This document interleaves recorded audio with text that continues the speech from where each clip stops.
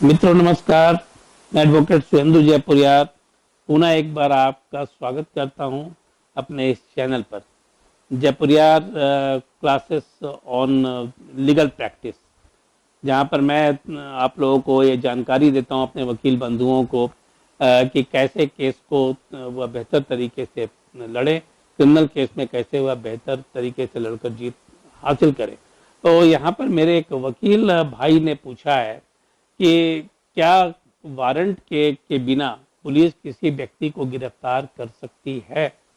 हमारे यह जो विवेक सिंह अभी नए नए वकील बने हैं, वह नया नया रजिस्ट्रेशन इनरोलमेंट उनका बार काउंसिल में हुआ है।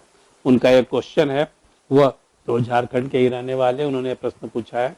तो विवेक जी, मैं आपको बता दूं कि ऐसे तो यह फंडामेंटल राइट के खिलाफ है कि किसी भी व्यक्ति को बिना वारंट के गिरफ्तार किया जाए, लेकिन कुछ कुछ प्रावधान हैं जहां पर पुलिस को अधिकार मिलता है कि बिना वारंट के किसी व्यक्ति को गिरफ्तार कर सकती है, लेकिन वो आर्बिट्रेरली किसी व्यक्ति को गिरफ्तार नहीं कर सकती है। आप सेक्शन 151 ऑफ द सीआरपीसी को पढ़ें तो उसमें स्पष्ट प्रावधान किया गया है कि यदि कॉग्निजेबल ऑफेंस होने की संभावना है, तो यदि पुलिस को लगता है कि कोई व्यक्ति कॉग्निजेबल ऑफेंस कर सकता है और वो पूरा पुख्ता उसके पास जानकारी इसकी हो, तब इसके आधार पर पुलिस उस व्यक्ति को गिरफ्तार कर सकती है बिना वारंट के, बिना मजिस्ट्रेट के परमिशन के। तो पहला प्रश्न जो आपने पूछा है, क्या पुलिस किसी व्यक्ति को बिना वारंट के गिरफ्तार कर सकती है, तो कॉग्निजेबल ऑफेंस में पुलिस किसी भी व्यक्ति को बिना वारंट के गिरफ्तार कर सकती है, बिना मजिस्ट्रेट के परमिशन के गिरफ्तार कर सकती है।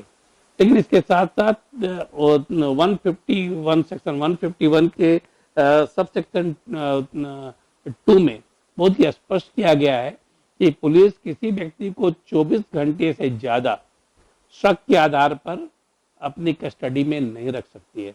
24 घंटे के अंदर उसे नियरेस्ट मजिस्ट्रेट के सामने पेश करना होता है और मजिस्ट्रेट यह देखता है कि जिस व्यक्ति को गिरफ्तार किया गया है वो सही है अथवा गलत है। तो यहाँ पर प्रिवेंटिव डिटेंशन में प्रोटेक्शन भी सेक्शन 151(1) में जहाँ प्रिवेंटिव डिटेंशन का प्रावधान किया गया है, वहाँ सेक्शन 150 के सेक्शन सब सेक्शन 2 में इसके सेफगार्ड का भी प्रावधान किया गया है। दूसरी बात, मैंने सबसे पहले आपको यह जो कहा था कि फंडामेंटल राइट का यह हनन है, तो आपको पता है कि फंडामेंटल राइट जो है हमारे इंडियन कॉन्स्टिट्यूशन का पार्ट है।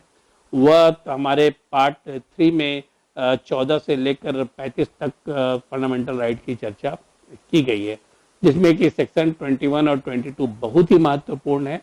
तो सेक्शन 22 आर्टिकल 22 में मैंने सेक्शन बोल दिया पहले, गलती से वो आर्टिकल है, संविधान में आर्टिकल होता है, सेक्शन नहीं होता है।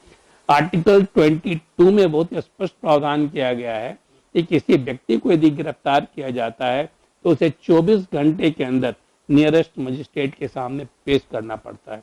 और यदि कहीं पर नियरेस्ट मजिस्ट्रेट मान लीजिए दूर है तो वह ट्रांजिट का समय भी उसमें जोड़ दिया जाता है। ट्रांजिट का समय का मतलब जो ट्रैवलिंग टाइम है वह उसमें जोड़ दिया जाता है।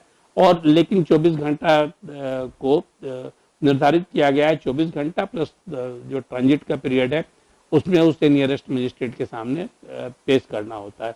और मजिस्ट्रेट ये निर्धारित करता है कि जो गिरफ्तारी की गई है वो सही है या गलत है। इसके अलावा एक और भी प्रावधान किया गया है कि यदि मजिस्ट्रेट ने भी रेक्टिफाई कर दिया कि ठीक है उसकी गिरफ्तारी की गई है, तो प्रिवेंटिव डिटेंशन के तहत 3 महीने से ज्यादा गिरफ्तारी नहीं रह सकती है।